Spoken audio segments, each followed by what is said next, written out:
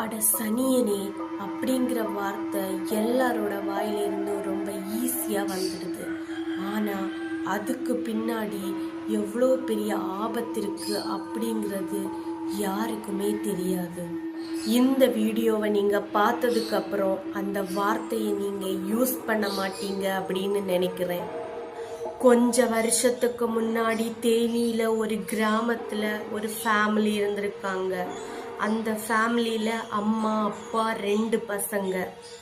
ரொம்பவே சந்தோஷமாக போயிட்டு இருந்த ஃபேமிலியில் திடீர்னு நிறைய விஷயங்கள் நெகட்டிவாக நடக்க அந்த அண்ணன் பண்ணுற பிஸ்னஸ் ரொம்பவே லாஸ் ஆகி குடும்பமும் ரொம்பவே கஷ்டத்துக்கு வந்து டெய்லி வீட்டுக்கு குடிச்சிட்டு வந்து அந்த அக்காவை போட்டு அடிச்சிட்டு இருந்திருக்காரு.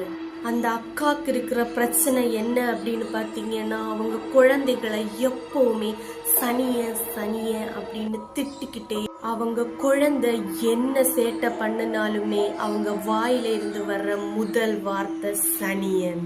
தென் அவங்க வீட்லயும் ஒரு சில அமானுஷ்யமான விஷயம் நடக்க ஆரம்பிச்சிருக்கு. அவங்க ஃபேமிலி மெம்பர்ஸ் வாய்ஸ்ல யாரோ அவங்கள கூப்பிடுற மாதிரி இருக்கும். ஆனா அங்க போய் பார்த்தா யாருமே இருக்க மாட்டாங்க. அவங்க கண் முன்னாடியே திங்ஸ் எல்லாம் ரொம்பவே நகர்ற மாதிரி இருக்குமாம். அவங்க தூங்கிட்டு இருக்கும்போது அவங்கள யாரோ ஆட்டி எழுப்புற மாதிரி இருக்குமாம். இந்த மாதிரி விஷயங்கள் எல்லாம் அந்த வீட்டில் நடக்க ஆரம்பிக்குது. ஒரு நாள் அந்த அக்கா கிச்சனில் சமைச்சிட்டு இருந்திருக்காங்க. அப்போ அந்த பையன் ஹாலில் விளையாடிட்டு இருக்கான். விளையாடிட்டு இருக்கும்போதே யாருக்கிட்டையோ பேசிட்டு இருக்கான்.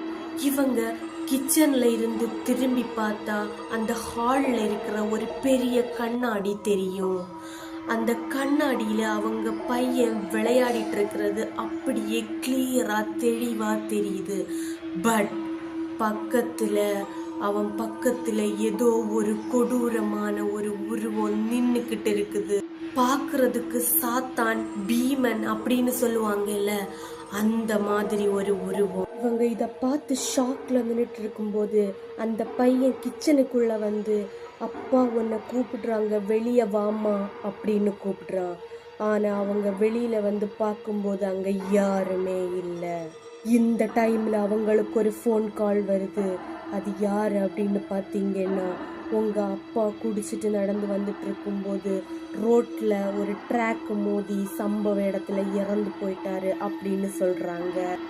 அந்த அண்ணன் இறந்ததுக்கு அப்புறம் அந்த ஃபேமிலி இன்னும் ரொம்ப கஷ்டப்பட்டு ரொம்பவும் வறுமையான நிலைக்கு போற